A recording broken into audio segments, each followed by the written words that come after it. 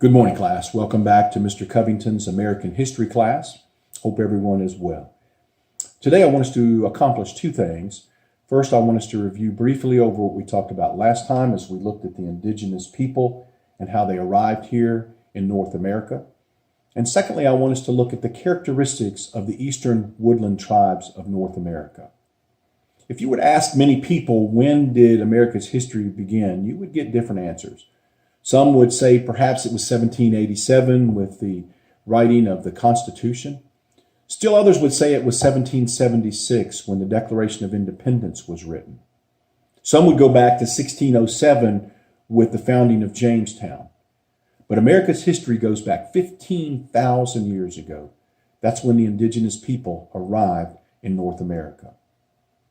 How did they arrive? Recall that last time we talked about how there was a great ice age that was covering the world during this time. And this greatly changed the geographical features of the world. None was greater changed or transformed than the Bering Strait. Here, this narrow strip of water that is between Asia and North America exposed a landmass. So an area that was one time an underwater plain suddenly became meadows and valleys. But don't think of this land bridge as a narrow frozen corridor. This landmass was roughly the size of Australia. It was as big as a continent. And large animals began to migrate across this land.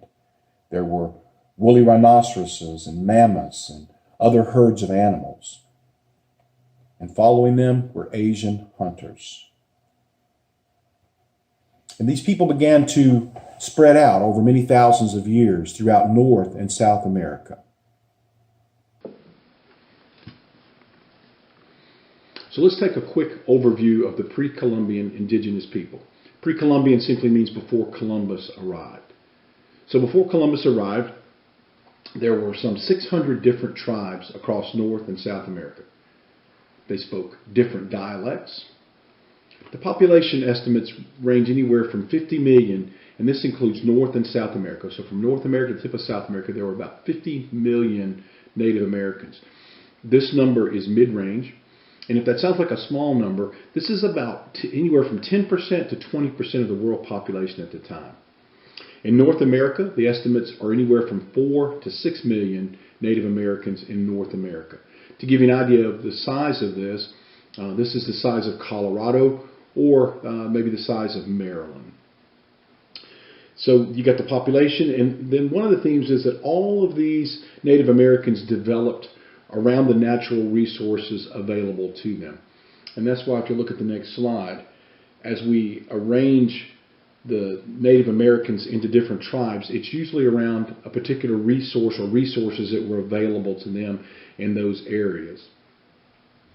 It was Standing Bear, a Sioux Indian, who described the Native American in this way. He said, "The Native American is of the soil, whether it be in the region of the forest, the plateaus, or the mesas. He fits into the landscape." Now, we will explore these other Native Americans as we meet them in the course of American history, but here today we're going to look at the Eastern Woodland Native Americans. The reason is because this is the place of first contact between the Europeans and the indigenous people. It's because here is where the two cultures will first collide.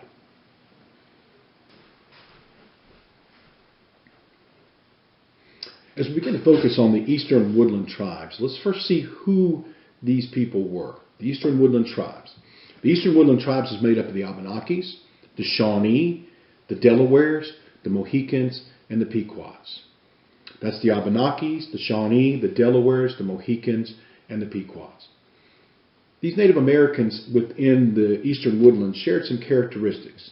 I want us to look at three characteristics of the Eastern Woodland tribes. Number one, their culture developed around the forest. The Eastern Woodlands were thick with clusters of tall trees that were home to hundreds of different types of animals. This area was dotted with thousands of miles of rivers and streams and lakes and ponds. It was said that the early settlers could smell the eastern coast before they arrived, before they could even see the land. One recorded in a journal that the new land smelled like a well-tended garden. The Native Americans here built their homes around streams and rivers. The forest provided them with animals for food. It provided them with animals for clothing. It provided wood for their homes, for their weapons, for their tools, for their canoes, and their musical instruments. There are two homes in this eastern woodlands that are worth noting. The first is the wigwam. A wigwam was a dome-shaped hut made by fastening skins or bark over a framework. It was good for repelling the snow and the water off the domed roof. Inside there was room for two families. Usually there was a fire kept going. There was holes in the roof of the wigwam to allow the smoke to escape. The other dwelling was a longhouse. These were made by the Iroquois. A longhouse was a communal dwelling made of bark covering a pole framework. These were made for up to 30 different families. Some of these were as large as half a football field.